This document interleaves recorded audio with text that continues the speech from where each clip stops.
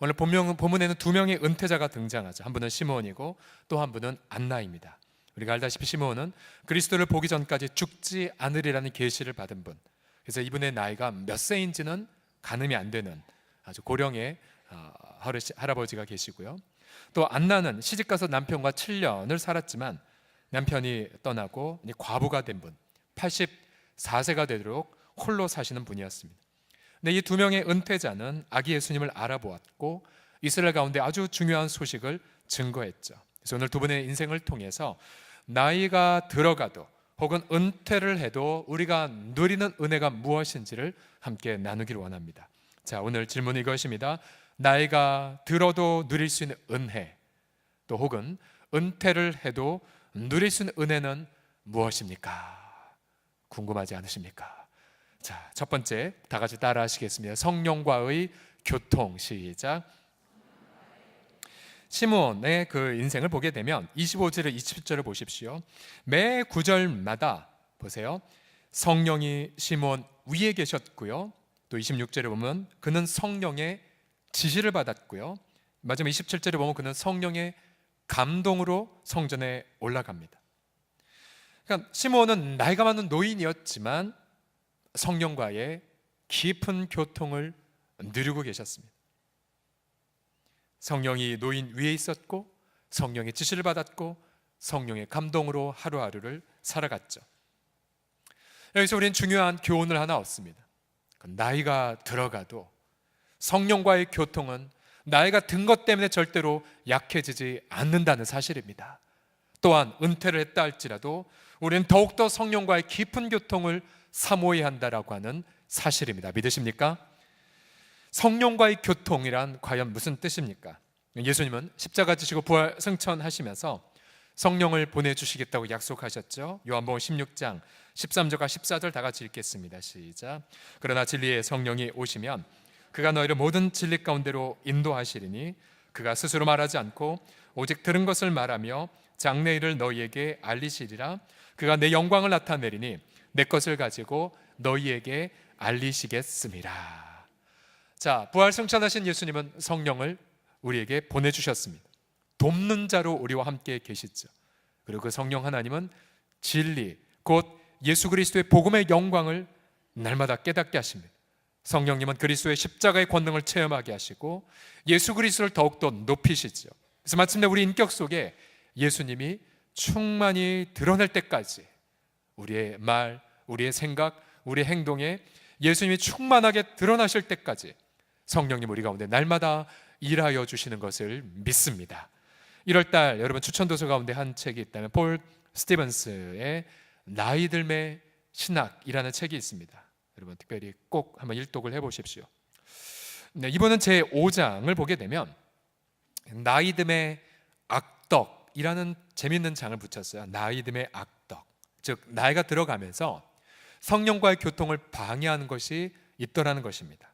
잘 들어보십시오. 첫 번째로 나이 듦의 악덕 1번은 교만, 나를 최고로 여기는 것. 나이가 들면서 나는 최고다라고 여기면 성령과의 교통이 이제 약화되는 거죠. 또 시기, 남이 잘 되는 것을 바라보는 고통. 예를 들어 우리 자녀와 다른 집 아이 비교하고 또 우리 손주와 다른 손주 비교하며 남이 잘 되는 걸 바라보는 고통. 그 시기가 있으면 성령과의 교통이 막힌다는 거죠. 분노는 뭐냐면 내가 무언가를 통제하려는 불타는 욕망. 근데 내 통제대로 안 됐을 때 생기는 감정을 분노라고 하죠. 역시 이 분노가 있을 경우 성령과의 교통이 막힙니다. 태만, 일 자체를 생각하기 싫을 때, 또 탐욕, 더 많은 것을 바라는 욕구, 탐식, 살기 위해 먹는 것이 아닌 먹기 위해 사는 것, 또 음욕, 타인을 소유하고자 하는 내적인 갈망 등을 다루게 됩니다. 오늘 하나하나 이 본문을 곱씹어 보면서 저는 우리 새해 우리 장수학과 실버 사랑방에서 좀 더 기회가 된다면 이걸 좀 더 깊이 있게 나누기를 원합니다. 그러면서 이 저자는 이렇게 악덕을 제시하며 이렇게 도전을 해요. 138페이지 보시면 7가지 치명적인 죄악, 그러나 이것은 성숙을 위한 7가지의 테스트와 7가지 도전이다. 각각의 죄악은 하나님께서 우리가 성령의 열매를 베풀기 위한 기회이다. 미덕이라는 열매는 쉽게 자라지 않는다. 나 스스로와 타인과 힘겹게 분투하면서 하나님의 임재와 자원 안에서 가까스로 얻어내는 것이다. 이렇게 사람들은 노년의 미덕과 지혜를 갖출 수 있다라고 말합니다. 결국 예수 그리스도를 닮아가는 것에 있어서 은퇴란 존재하지 않습니다. 오히려 성령과의 교통을 통해 날마다 성숙을 도모할 때에, 그때 우리 내면 속에 나이가 들어가도 오히려 하나님에게 영광 올려드리는 아름다운 미덕이 가득한 우리가 될 수가 있지요. 그래서 이러한 아름다운 성숙을 이루어가는 새해를 맞아 가시기를 그리스도의 이름으로 축복합니다. 옆 사람 보며 이렇게 결단을 다짐합시다. 새해에 예수님을 더욱 닮아갑시다 라고 해. 시작. 새해에 예수님을 더욱 닮아갑시다. 두 번째로, 나이가 들어도 혹은 은퇴를 해도 누릴 수 있는 은혜가 무엇이냐면 사명의 실현입니다. 함께 따라합시다. 사명의 실현. 시작. 시몬은 비록 나이가 많았지만 자신의 사명을 분명히 알고 있었죠. 26절을 다시 보시면 그가 주의 그리스도를 보기 전에는 죽지 아니하리라 라는 사명을 받았습니다. 결국 그가 아기 예수님을 보고 그가 그리스도라는 걸 깨닫자 두 가지 고백을 했죠. 주님, 내 눈이 드디어 메시아를 보았습니다 라는 그 고백 하나와, 또 한 가지는 주님, 이제 제가 죽을 수 있겠군요 라는 성취의 감사. 사명에 대한 여러 가지 정의가 있겠지만 이거죠. 내가 죽을 수 있는 이유. 죽을 수 있는 이유. 오늘 내가 죽는다 하더라도 하나님 앞에서 결코 부끄러움이 없을 이유가 바로 사명입니다. 사명 실현도 역시 은퇴란 존재하지 않습니다. 그 사명은 반드시 하나님의 이름을 영화롭게 해야 되고, 또한 그 사명을 통해 우리 주 예수 그리스도의 아름다우심을 드러내야 되는 거죠. 안나도 보십시오. 안나도 비록 홀로 살았지만 그녀는 주야로 금식하며 본인의 기도의 사명을 감당하지 않았습니까? 37절 다 같이 읽겠습니다. 시작. 주야로 금식하며 기도함으로 섬기더니. 결국 고난에도 불구하고 주님을 섬기는 것, 즉 예배하는 것의 사명은 절대로 막힘이 없습니다. 오히려 고통에 눈물이 가득했지만 그녀는 더욱더 기도의 사명을 감당했죠. 우리의 이 모든 사명의 실현에는 하나의 무대가 존재합니다. 그 무대란 고난과 시련이라고 하는 무대이죠. 안나는 여성 홀로 생존이 불가능했던 그 시대에 과부라는 고통을 짊어지고 살았습니다. 만약 당시에 보통 10대에 결혼을 했기 때문에 그녀는 거의 60년 넘게 홀로 살았습니다. 감당할 수 없는 그 무게, 그러나 그 무게 속에 안나는 기도의 사명을 아름답게 빚어갔죠. 결국 고통은 사명을 실현하는 엔진이 되었습니다. 시므온도 나이듦과 죽음이라는 과제를 안고 있었죠. 그가 그리스도를 본다라는 약속은 받았지만 그러나 그는 매일 언제 죽을지 모르는 두려움에 맞닥뜨렸을 것입니다. 고난의 달인 욥의 고백을 들어보십시오. 그러나 내가 가는 길을 그가 아시나니, 그가 나를 단련하신 후에는 내가 무엇과 같이 나온다고요? 순금같이 되어 나오리라.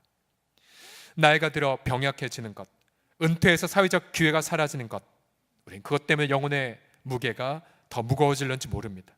그러나 우리 속에서 이 선한 일을 시작하신 그리스도께서는 그 모든 고통 한복판 안에서 사명 실현이라는 빛나는 보석을 빚어가고야 마실 것입니다.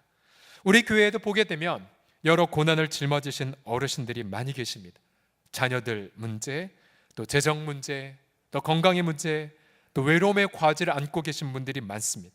그러나 그분들의 인생을 보게 되면 오히려 성령께서 더욱더 빛나는 보석들을 아름답게 빚어가고 계신 걸 볼 수 있죠.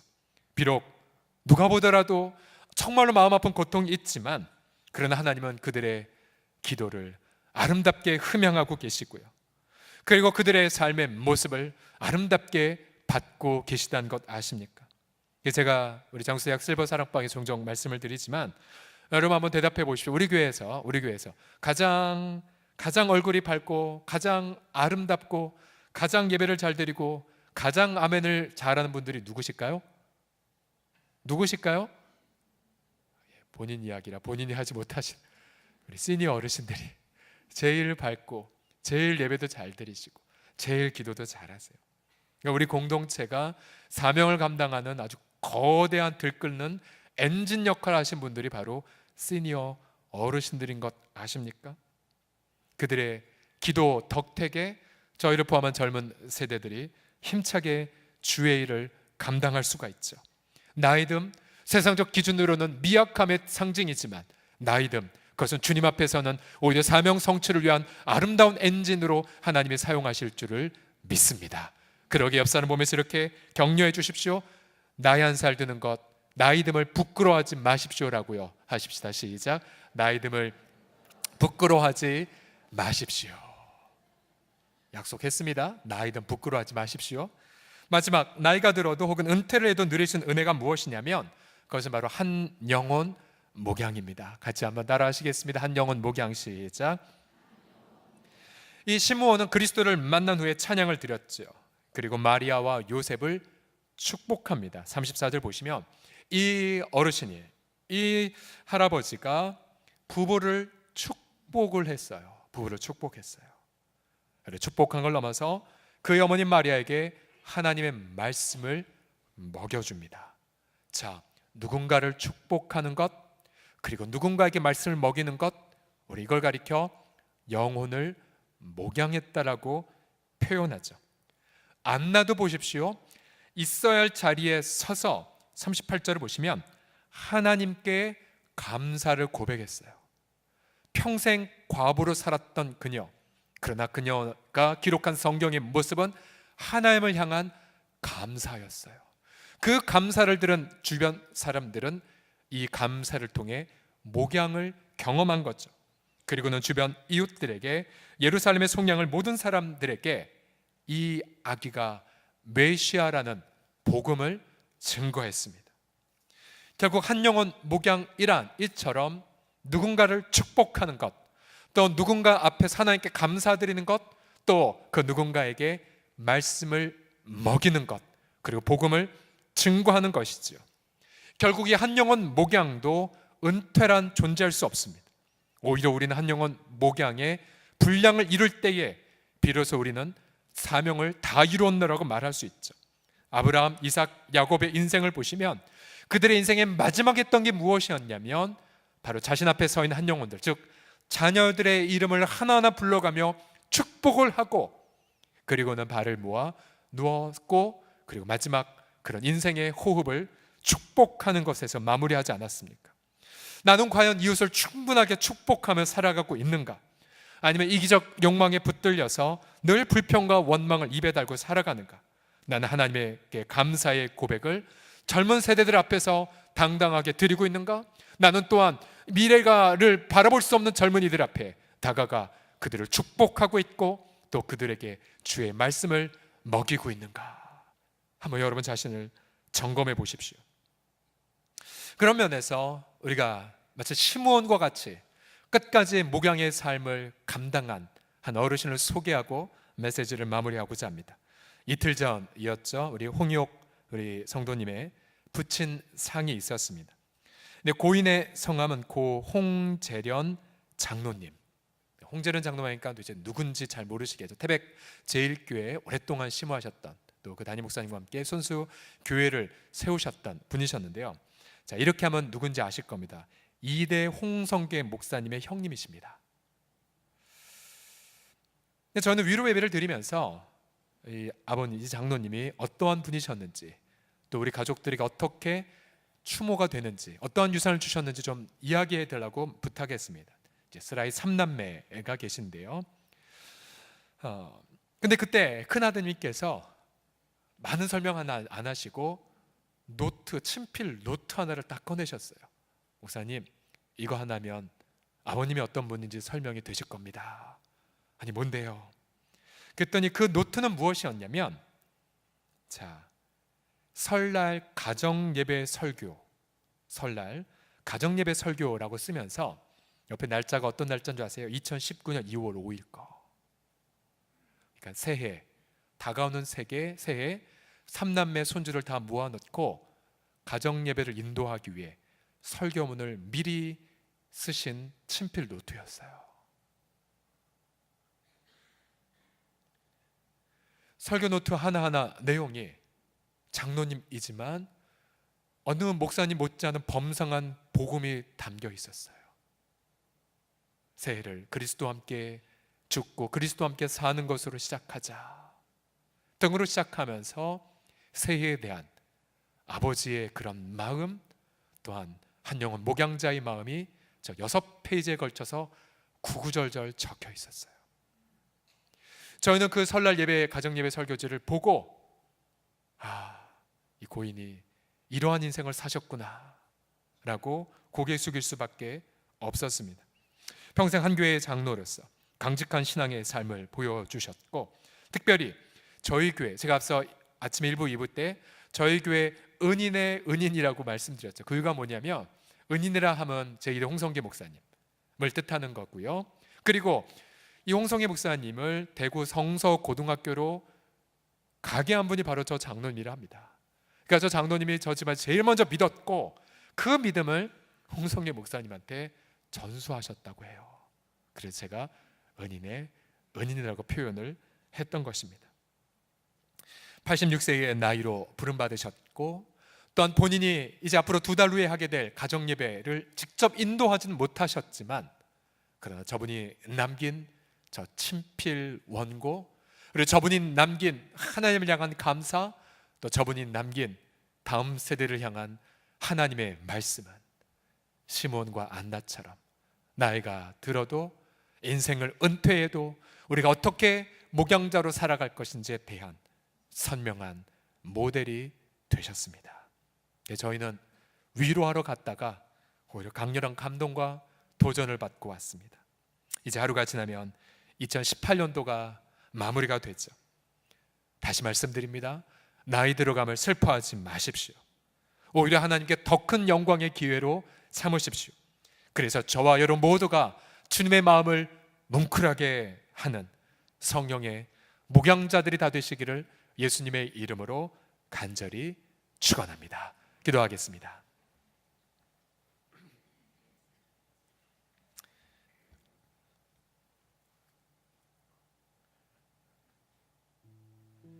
우리 합심해서 기도할 때에